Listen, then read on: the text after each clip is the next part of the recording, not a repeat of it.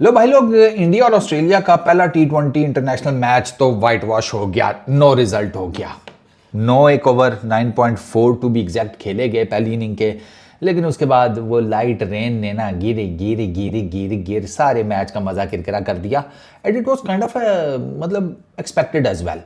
अगर आपको याद हो, मैंने मैच रिपोर्ट में आपको बताया था कि वहाँ कैनबरा में ना लाइट रेन लगी हुई है, और मैच से एक दिन पहले यानी कि आज मैच हुआ ना, तो ये कल रात से कॉन्टिन्यूस लगी चली आ रही है। उससे पीछे के भी थोड़ा सा ना कुछ घंटे ऐड कर लें।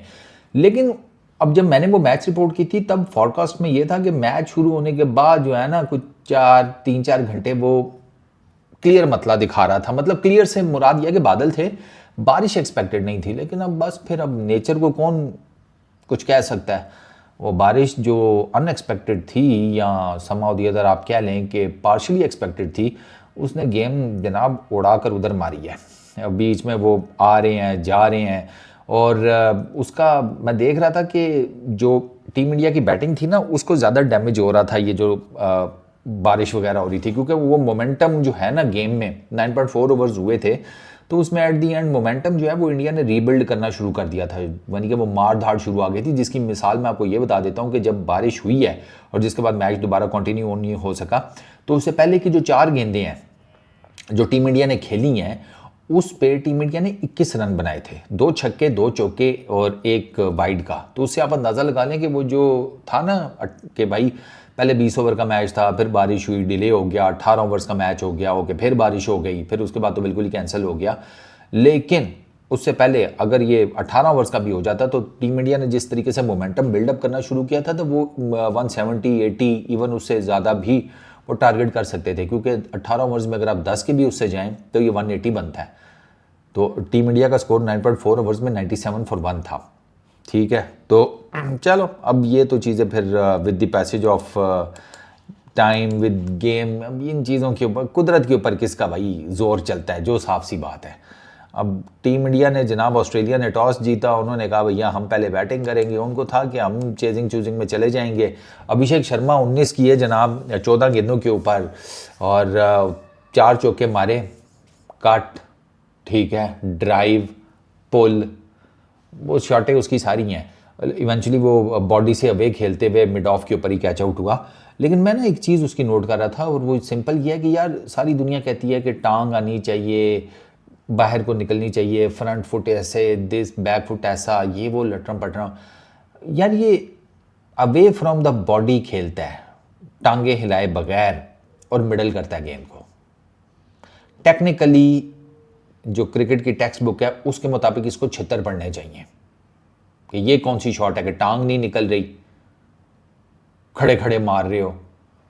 लेकिन प्रॉब्लम इज दिस कि वो मार रहा है, ये है, वो मार रहा है और उसकी मिडल में लग रही हैं, वो खड़े खड़े मार रहे हैं। मैं उसकी ऑफ साइड की शॉट्स देख रहा था, खड़े खड़े कट समझ आता है, अपर कट समझ में आता है, बट ड्राइव वो आई मीन लाइक क्या मैं अब उसके ऊपर बोलूँ, हैंड आई कोऑर्डिनेशन बहुत ज़्यादा है भाई, इसके अलावा और तो कोई चीज़ नहीं समझ में आती कि हैंड आई कोऑर्डिनेशन इतना पक्का है कि टांगे निकल भी नहीं रही, बट स्टिल ऑफ साइड पे मार रहा है और वो ज़बरदस्त खेल रहा है।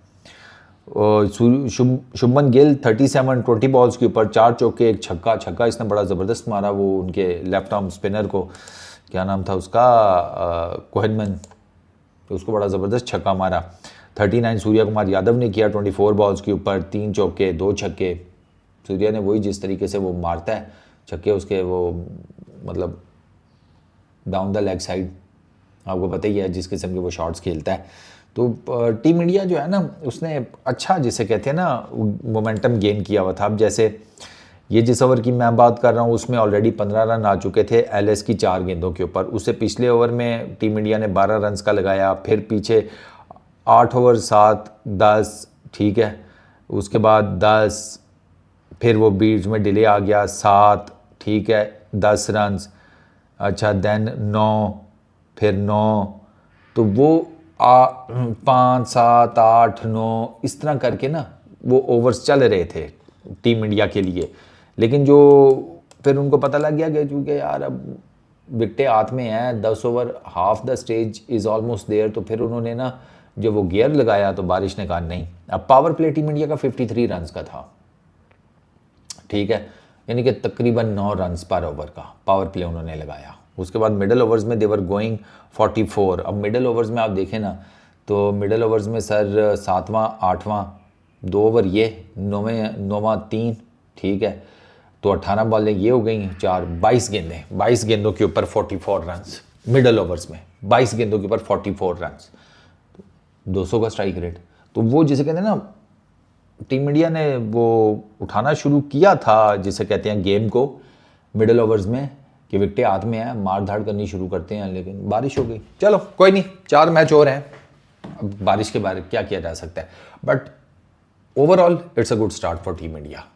और ऑस्ट्रेलिया को बहुत कुछ सोचने की ज़रूरत है। अब डिपेंड करता है, बॉलिंग में तो कुटपाड़ी थी, हो सकता है बैटिंग में वो आउटस्मार्ट कर जाए टीम इंडिया को या आउटशाइन कर जाएं। उनकी बैटिंग वैसे न्यूजीलैंड में ज़्यादा तगड़ी मुझे लगी थी। Peace out.